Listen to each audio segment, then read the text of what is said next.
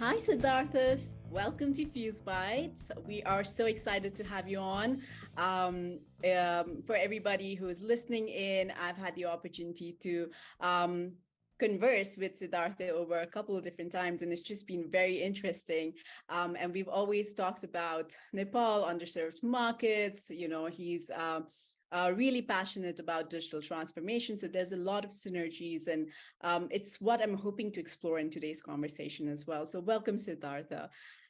Maybe to begin with, I think it would help for our audience to know a little bit about your intro background and what got you into World Bank. So let's start from that. Sure. No, thanks, Ruchi. It's great to see you again, albeit virtually. I'll be back in Kathmandu soon. So looking forward to meeting you and colleagues, and of course, anyone else who's listening in who might be in Nepal. Um, a little bit about myself.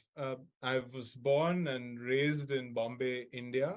I was a child of the 80s, and then in the 90s, started to discover that there's something called a personal computer. You can program it to do what you would like it to do. And then, of course, the mid-90s saw the introduction of the internet, got me really hooked on to what I ultimately studied, which was telecommunications engineering in Bombay.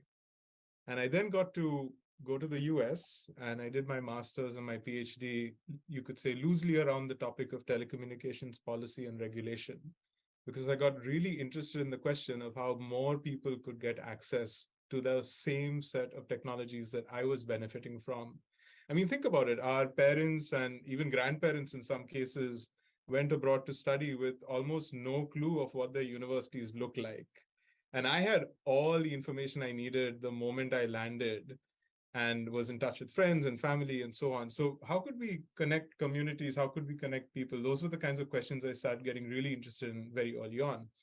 And so I ended up working with the Indian government for a while. I was at the telecom regulator, and there worked a lot on questions around rural access to what was then the cutting edge technology of the third generation or 3G mobile network, some of you might remember. And through that, my experience there opened a few doors for me with the World Bank, where there's a group here that we call the Digital Development Global Practice. Mm-hmm. And this is a group of about 120 people now.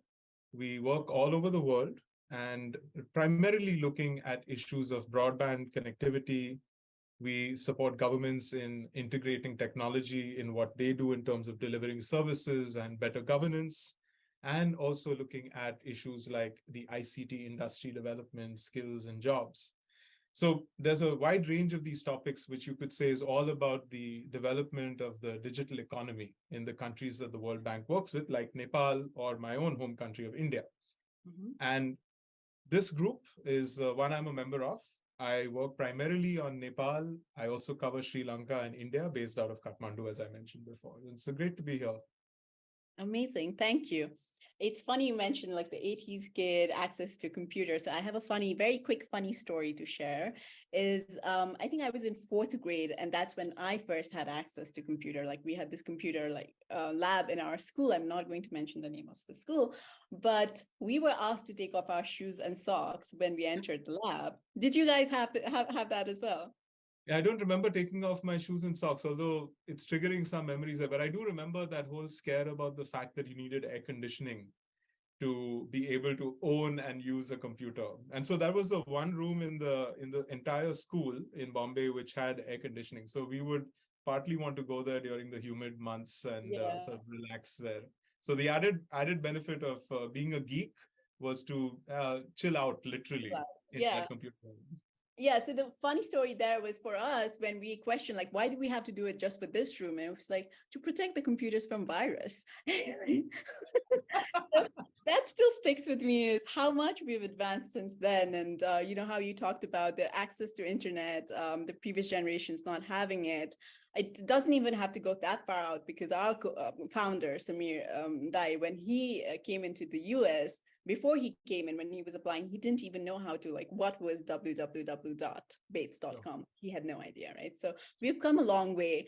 But at the same time, there are still areas, more specifically rural areas, and even in developed countries like the United States, there are underserved communities who have no idea what the powers around technology, network access would mean, and what kind of opportunities that they would create, right? So in terms of, you've talked a little bit about what motivates you in your current role, but if we were to talk about what you've felt in your role and leading up to your current role, is what are the key barriers in underserved, underrepresented markets Mhm.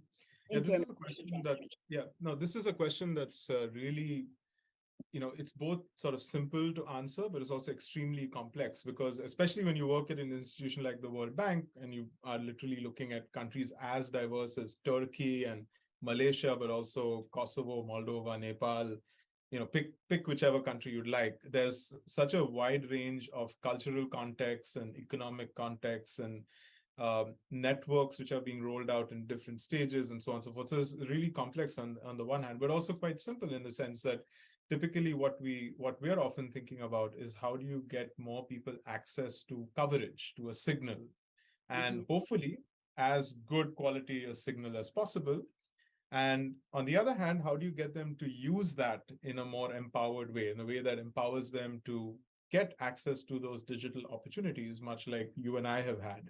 Yeah. And so, broadly speaking, we think about the supply side and the demand side. This is a very basic economics. And as always, you think about issues around prices, and you think around issues of the fact that you want services to be cheaper, you want devices to be cheaper, you want to have wider coverage of more advanced technology. So you Mm-hmm. want to have either 4G or now 5G networks, for instance, covering more villages and rural communities, of course, apart from even in urban areas sometimes where you have coverage gaps because of the urban terrain or the urban environment. A particular issue, for example, in a very hilly country like Nepal Yeah. and or mountainous country as well. Mm-hmm. Um, but then on the other hand, it's also a question around digital literacy. How do you think about the fact that you need access, you want it to be affordable, you want services to be available to people, but you also want them to be attractive to people? And so oftentimes, the question that we used to think about quite a bit, maybe 5 years ago, for example, is what's the motivator for a person in a village to get online? How do we encourage them to be online so that they can get access to jobs or financial services or even government services, right? Applying for passports or driver's licenses or whatever. Today, in the post-COVID world, I think that question in a way has been eliminated because what we have realized is the fact that the digital gaps are not just meaningful, but they're still quite immense. So you had, if I remember the numbers correctly, only about a third of school children around the world could actually easily access online learning during the pandemic. Now, that's a huge gap. And so in a place where you don't have that kind of reliable access, affordable access, or in the cases where you have one phone in a family of 4 or 5, how do you really then open up those opportunities for more kids to learn, or for a lady to run her online business, or engage with financial transactions, or whatever could be the different kinds of economic or social development opportunities that arise? So those are the kinds of questions we really think about quite a bit. And that's, of course, within that framework, there's an underlying set of so many other little bits and pieces that fit in. We think a lot about digital skills. So whether it's basic digital literacy or it's the advanced IT skills, for example, the people who produce and use artificial intelligence on a daily basis. Um, we then think quite a bit about the platforms that allow public services to be delivered, or even in some cases, private services to be delivered, like the data centers, the data exchange that needs to happen.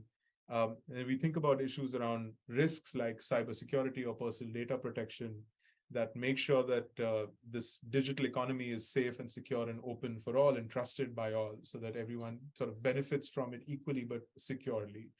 Mm-hmm. And so we really think quite a bit about a lot of these issues and try to figure out what's motivating or demotivating people businesses or governments to get online, so to speak.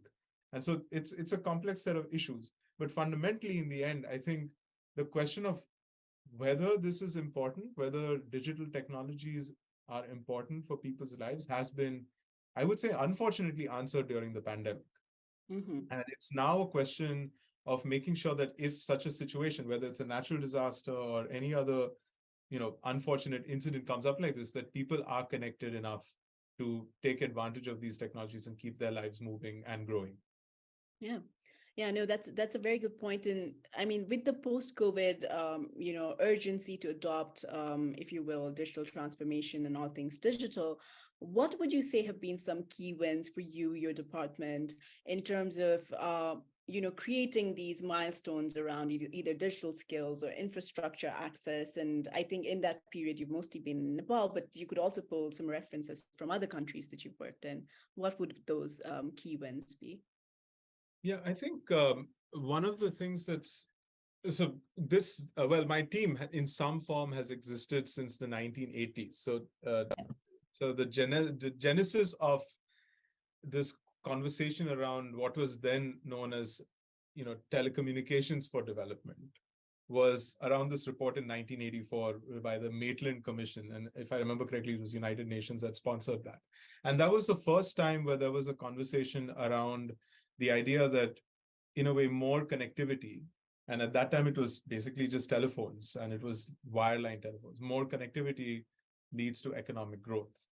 And if you look at that period, that was also the time when the United States was restructuring its telecommunications industry, and so was Europe, etc. You then had this whole series of liberalizations that took place in the 1990s as the world was globalizing in sort of the post-Cold War situation. And then you had the 2000s where the internet became a really big force. And of course, now where we're now thinking about things like generative AI and all of these new technologies. Now, in that long story, there have been a number of, I would say, wins that we've had. My team, in some form or the other, and my predecessors were very involved in a lot of these liberalization moments where we opened up markets, we allowed the private sector to come in, we promoted competition and created that enabling environment so that you had the private sector come in, you had a more efficient public sector where it still existed. And that really led to this transformation where more people got connected first to just GSM phones and opening up those markets. And this was all over the world, as we know. And not to say that my team did all of that, but we played a role in those conversations. But then also when we think about more recently looking at connecting people to broadband, very recently, a project that we have in the country of Kosovo has finally connected the last village to fiber optic connectivity. And it's in moments like that where you really see this power of the work that we do and the fact that you have people connected. And then looking at the region, Nepal itself, we've had, in fact, the first World Bank project in Nepal was a telecommunications sector development project about 50 odd years ago. And from then until now, where we're working to help support the government in implementing its digital Nepal framework. There's been a long-standing relationship there as well, where again, bringing in a regulatory framework and opening up the market to the private sector, those were areas where we were quite involved. And then you look beyond that to things like e-government services. In India, for example, we had the National E-Government Program where the World Bank was a supporter and helped the government in thinking through those strategies and implementing that work. So there's a whole range of these kinds of little victories, so to speak. But one thing that I will say, and one thing that I've always been very proud of, is that in the work that we do at the World Bank, we're always putting the government first and the country first. And I really don't like to take too much credit on behalf of the institution or the team, because in the end, it's our support purely to people in positions of authority and responsibility, the private sector, the civil society, and of course, in the end, the individuals that make all of this happen in the countries that we work in. And so there's that entire sort of range of actors who come together at the right moment and open up these kinds of opportunities. So yeah, there's a bunch of these different stories. I can go on for a long time, but let me Yeah, stop there. these are so encouraging. And just to know that, like, one of the hardest thing to do is when you're working with, I imagine, government bodies, agencies, it's a lot of different mindsets and a lot of legacy processes that you have to challenge or create awareness around. And to bring that change, it's a long process that until you are a part of that team who is fostering that change, it's very difficult for an outsider to sit and complain. But when these little, like, you were very humble about these little milestones, but that's what makes a big change, right? It's like the ripple effect. So that's very good. And for us as a tech company, knowing that tech is enabling that in some capacity, right, that to us is music to our ears. So if we were to talk about something that's always fascinating to me, especially in the context of a country like Nepal, is um, in COVID, with the embracing digital transformation, there are many changes that have happened around digital payments, and on the industry side, but even on the personal side, I think TikTok boomed. Right. So with the advent of all of this social media usage and craze, if you will, have you thought about leveraging that as a tool to create awareness? Is that being put into practice in some capacity? Yeah, this is a very interesting question, and not to say that I have an answer to it, but I think that going back to what I mentioned earlier in terms of when you think about why is someone coming online, I'm often reminded of the fact that you know accessing government services or accessing e-commerce is going to be an economically empowering or a socially empowering moment for the individual. Yeah. But then there's also a lot of entertainment that people are consuming, and there's a value that people are deriving from that. And so there's certainly a, a larger sort of scope in terms of how the digital economy has grown to include not just plain old sort of services, so to speak, but also a lot of this entertainment, information, and so on. And I think this is where one of the very interesting questions comes up for the work that we do and the work that a lot of governments are doing and thinking about, is how do you really think about empowering people to make intelligent choices about what they're doing online and how they're doing it online. And let me break this down a little bit. In my own view, I think, and this is something I've been thinking about quite a bit, we've often talked about the concept of digital literacy. And we used to think about that in terms of the question of how do you get, let's say, an older person, someone in their 70s, a grandparent who wants to talk to their kid who's maybe abroad or something like that, or their grandchild somewhere. How do you get them to use a smartphone, or how do you get them to use Skype, things like that? I think that question, in a way, has been more or less resolved, because even in a place like Nepal, I have seen the humblest of people to the most powerful of people. Everyone is now with a phone in their hand, and they're either looking at it, or they're talking on it, or they're dialing on something, right? They're hitting their screens in some way. Um, so I think fundamentally the awareness of the power of technology is now somehow ingrained in our society one way or the other. But I think the question that's emerging is not now so much about digital literacy in that sort of more traditional context, but Mm-hmm. digital literacy more in terms of information literacy and informational awareness. And I would characterize that with questions like, how do I know the information I'm consuming is coming from the right source? How do I keep my password secure?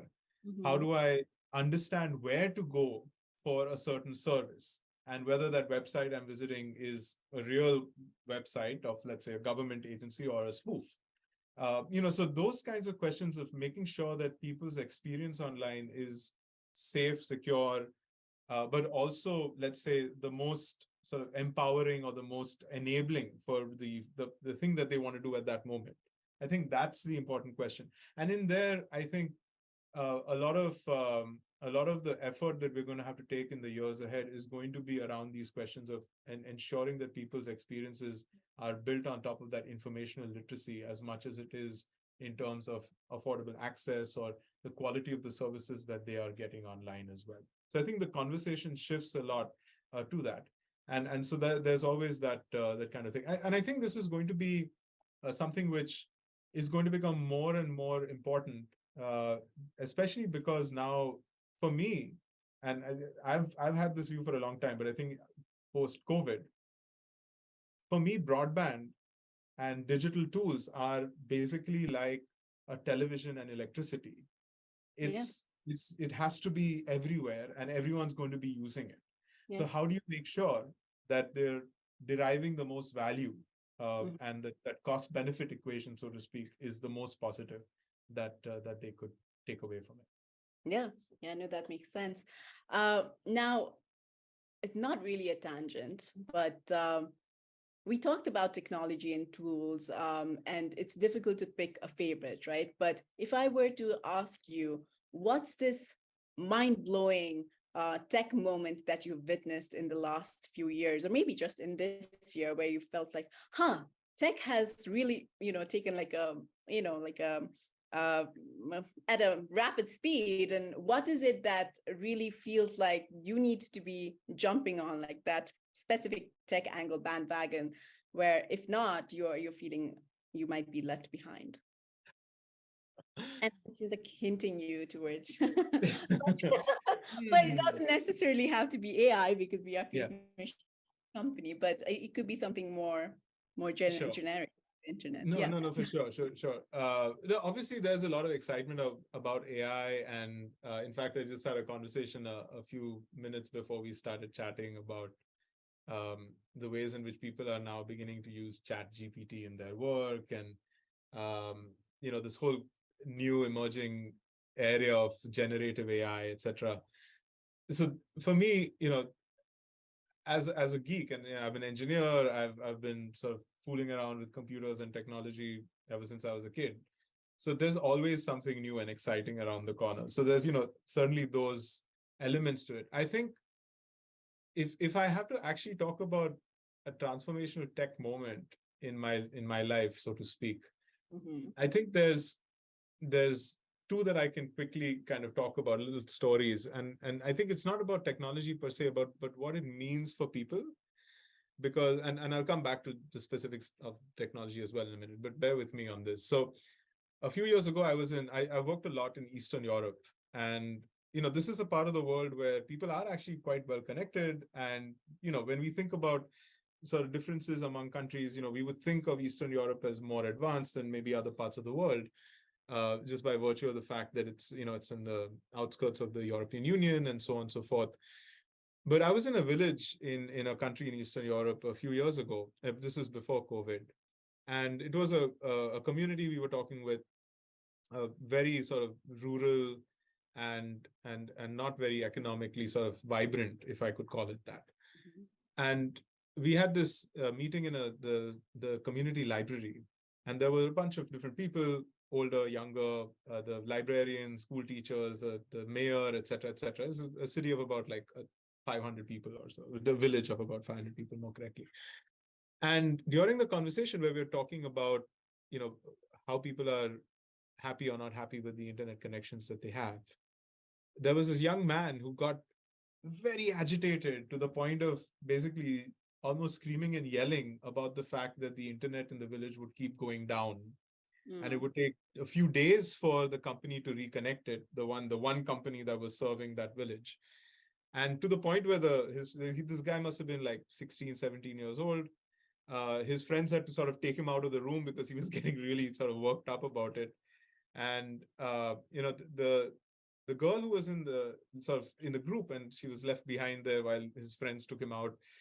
She said, you forgive our friend for getting this upset about this whole issue, but the internet is the only thing we have in this village that keeps us connected with the rest of the world. That's exactly what she said. And she's like, look at where we live. There's no movie theater. There's nothing to do here. Yeah. And when the internet goes down, they all sort of jump into the rickety Jeep that her older brother has and drive like 20 kilometers to the nearest McDonald's, which has fiber optic connectivity. And they all sit there. And the guys in the McDonald's there know that these kids come in when the internet's down, so they don't disturb them. But it's a moment like that where you realize that this technology that we think of so natively in our day to day, almost to the point of not thinking about it, for so many people is still and was and still is, unfortunately, a bit out of their reach. And so when we think about something like generative AI or drones or anything that sort of this new stuff that we're constantly looking at and wowed by, I'm often thinking about the fact that there's so many people who are disconnected from those opportunities for one or the other reason. And what could like a 16-year-old in a village in Eastern Europe, or for that matter, in a village in Karnali, for example, Yeah. do if they had access to these technologies, and how would their lives be better? So I think people will absorb the technology that they find useful. I've met school teachers and tailors and hotel owners, people who talk about having access to the internet as one of the sort of transformational things that they've experienced in their lives. And we've seen that in Nepal as well, and the kinds of financial transactions, et cetera, that now happen. So all of this to say that I think that fundamental connectivity and that just access to these technologies that then allow you to do all this other stuff, I think that's where, for me, that's the aha moment, the one that sort of reassures me that the Mm-hmm. work that I do means something. And so it keeps me going uh, every day, that, we just want more people to be able to then get access to tools like what you guys work on in your Yeah. day-to-day as well. So I think Yeah. that's for me the aha moment of that Yeah, access. that's the foundation, right? The very foundation of what you need. Now, with that access also comes the burden of, how do we direct them, or how do we steer them towards information that is adding value or creating opportunities? Because I, for one, am seeing this within my family. Like, one of my uncles is hooked to Facebook. He has access, but he's looking at all of the Facebook propagandas, and he's coming and giving me false information. And I'm like, no, that's fake news. But there's that. He has access. But then there's a child somewhere who's also trying to leverage that access to better himself or better herself and get the skills they need. So I guess this is a very loaded question, also could be seen as a philosophical one, but whose responsibility do you think at the end it is to make sure with that access we are also creating awareness around this is the kind of tools that you now should be focusing on? Yeah. No, typically, yeah, no, thanks. And this is indeed a very complicated and a very loaded question, one I won't be able to fully answer. But just to say that um, it's very difficult to, let's say, control a lot of this. And there's a lot of arguments that one could make about, the fact that people need to have the freedom online, of course, with some, let's say, red lines, or you have some kind of Yeah. limitations around what can happen, of course. And again, a topic that has been discussed and debated for many, many decades, in fact, if not centuries. Um, so I think this is again coming back to the fact that you want to ensure that people are aware of what choices they're making, and try to empower them with the right kind of information literacy, Mm-hmm. that they're aware of what they're consuming, and then thinking more about that, rather than sort of just, let's say, consuming it without that understanding that not everything you see online is real, as Abraham Lincoln once said, according Yeah. to the famous meme. So I think it's really important to keep on going with the fact that more access is going to open up a lot of opportunities. It's going to open up a lot of new avenues for economic growth and development and so on. But as we've seen during COVID, a rapid movement to getting online also exposes especially vulnerable individuals, communities, to all the risks that come with these technologies as well. Yeah. So how do we enable that larger economic and social transformation that we've all seen happen? Mm-hmm. And the jobs that have been created, the e-commerce that happens, empowering the smallest of businesses to connect with the world and so on.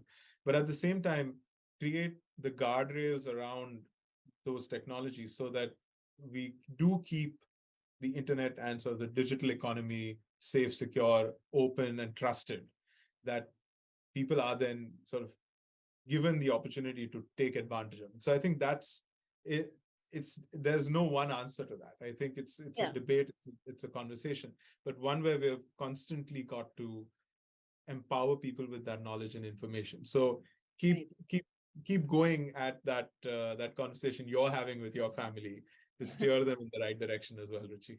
Yeah, and I think it's a fair bit of awareness, but I, for one, also think it's like leveraging these technologies and advancements to put the guardrails. Like it's not just the human responsibility, but now that we have the technology, let's use the data mining, analytics capabilities, and understand where are these, like, how do we filter out the nonsense, right?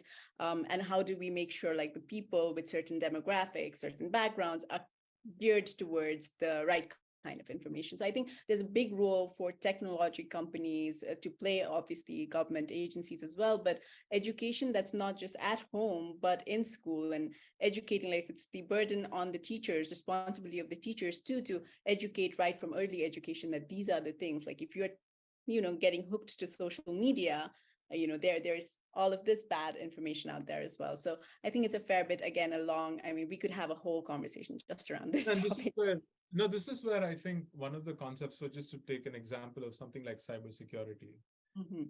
one of the concepts that we've been working on quite a bit and a number of governments are thinking about quite a bit is that a concept like cybersecurity is a whole of nation concept. It's Mhm. not just the government, it's not just individuals, it's not just businesses, because any weak link is going to open up a risk that bad actors could come in, right? So there is it's a lot more of a societal awareness, bringing that kind of knowledge down to everyone, Yeah. so that it's really a whole of nation concept, and bringing everything together there to keep, for example, keep a country secure. That's Yeah. one way to think about it. 100%. All right. So I think to wrap up, I would like to talk a little. So for all of our listeners, Siddharth has a way with words, and I would love for you to talk a little about the DNA project that the task leader that you're for, and how that came about, and even how you coined the term. For sure. No, thank you. And thanks for your interest in that. Yeah, this is the Digital Nepal Acceleration Project. It's a World Bank finance project that we are partnering with the government of Nepal on. It's implemented by the Ministry of Communications and IT, MOCIT of the government of Nepal, along with some of its agencies like the Nepal Telecommunications Authority, the Department of IT, and the National IT Center. And this is a $140 million worth project equivalent, where the focus areas, there's three areas we're working on, which is improving broadband connectivity, especially in rural areas. We also want to improve international connectivity for Nepal so that the prices of internet into the country reduce and have the downstream impact of more affordable services for everyone. We are also looking at skills development, creating a more robust startup ecosystem. And then finally, looking at some of the core enablers of digital government, like cybersecurity, a better data center, and upgrading the capacity of that, and also implementing some of the e-services that the government is planning to deliver to its citizens and businesses in Nepal. Uh, the way this came out is actually fairly straightforward, and in some ways explains the name of the project as well. As many of you will be aware, in late 2019, the government of Nepal adopted what's known as the Digital Nepal Framework, or DNF. And this was um, basically looking at 8 sectors and 80 initiatives to help the digital economy of Nepal grow. And what the conversation that we had with the government at the time was, how do we support the implementation of the Digital Nepal Framework? That's where the Digital Nepal Acceleration Project came out of the request of the government of Nepal to implement that.